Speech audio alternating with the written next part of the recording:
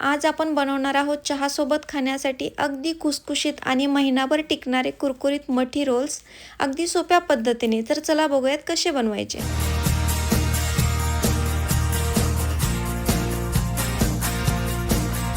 त्यासाठी मी इथे 1 कप रवा घेतलेला आहे आणि तो तुम्ही सुजी रवा घेतला तरी चालेल आणि हा रवा आपल्याला मिक्सरमध्ये एकदम बारीक करून घ्यायचा आहे। हे रेसिपी अगदी सोपी आणि झटपट होणारी आहे। आणि मी इथे 1 वाटी गव्हाचं पीठ घेतलेलं आहे आणि हे पीठ आपल्याला चाळून घ्यायचं आहे। आणि या गव्हाच्या पिठामध्ये आपल्याला जो रवा बारीक करून घेतलेला होता मिक्सरमध्ये तो याच्यामध्ये टाकून मिक्स करून घ्यायचा आहे। आणि अर्धा चमचा इथे मी मीठ टाकते आणि मी इथे साधारण 1 चमचा ओवा टाकते आणि या ओव्याने आपले रोल्स एकदम जबरदस्त होणार आहेत। आणि आपला हा ओवा स्वच्छ करून इथे आपण टाकायचा आहे। आणि इथे मी बटर यूज करते 1 चमचा, तर तुम्ही इथे 1 चमचा तूप पण वापरू शकता। आणि आता हे आपलं सगळं मिश्रण आपल्याला मिक्स करून घ्यायचं आहे। जसं आपण रोटी मळताना आटा मळतो सेम त्याचप्रमाणे आपल्याला इथं थोडंसं पाणी टाकून हे आपल्याला पीठ मळून घ्यायचं आहे। आणि आपल्याला हे पीठ एकदम घट्ट मळायचं आहे, लूज सोडायचं नाही आहे जास्त, कारण आपण जर पातळ केलं तर आपले जे रोल्स आहेत ते व्यवस्थित येणार नाही आहेत।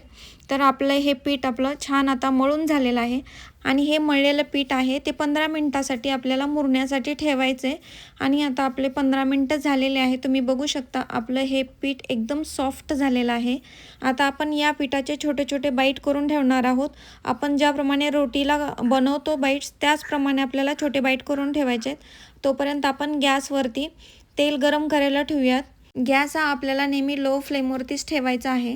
आणि आता आपण रोटी लाटून घेऊयात। याला मी थोडंसं तेल लावते कारण खाली चिटकणार नाही आहे, म्हणून थोडंसं तेल लावून घेतलं आहे।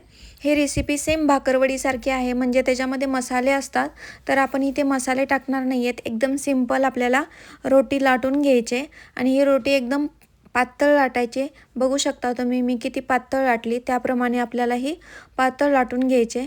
आणि आता आपल्याला चाकूने हे जे एकदम सेम भाग करायचे। मी इथे 4 भाग करून घेतलेत आणि परत त्याच्यामध्ये असे 2 सेम पार्ट करून घ्यायचेत।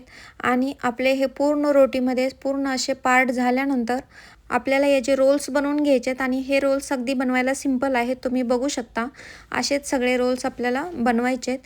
तुम्ही माझ्या चॅनलला अजून सबस्क्राईब केलं नसेल तर लगेच करून घ्या आणि बेल आयकॉन ऑन करायला विसरू नका, म्हणजे मी जेव्हा नवीन रेसिपी अपलोड करेल तेव्हा तुम्हाला त्याचं नोटिफिकेशन येईल आणि तो व्हिडिओ तुम्हाला पाहता येईल। आता इथे आपले सगळे मठी रोल्स तयार झालेले आहेत, तुम्ही बघू शकता।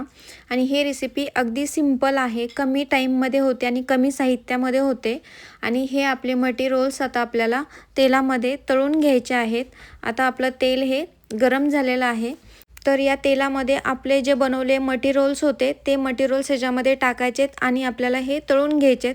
गॅस हा आपल्याला लो फ्लेमवरतीच ठेवायचा आहे, कारण आपण जर फास्ट जर गॅस केला तर आपले हे जे मटी रोल्स आहेत ते एकदम त्याला कलर चेंज होईल आणि आतमधून ते कच्चे राहतील। त्याच्यासाठी आपल्याला लो फ्लेम ठेवायचा आहे, म्हणजे ते आतमधून पण एकदम कुरकुरीत असे भाजले जातील, खमंग भाजले जातील। तुम्ही बघू शकता आपले हे मटी रोल्स आहेत याला मस्त असं सोनेरी रंग आलेला आहे। हे मटी रोल्स तुम्ही 1 महिना स्टोअर करून ठेवू शकता। तुम्ही 1 महिना जर याला ठेवलं करून तर काहीच होणार नाही आहे, हे नरमसुद्धा होणार नाहीत, एकदम कुरकुरीत खुसखुशीत राहणार आहेत।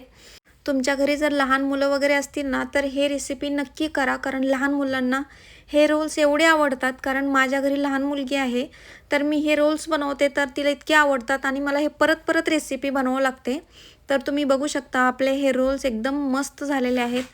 आणि तुम्ही बघू शकता आपले इथे मटी रोल्स तयार झालेले आहेत, एकदम जबरदस्त, एकदम कुरकुरीत आणि खमंग।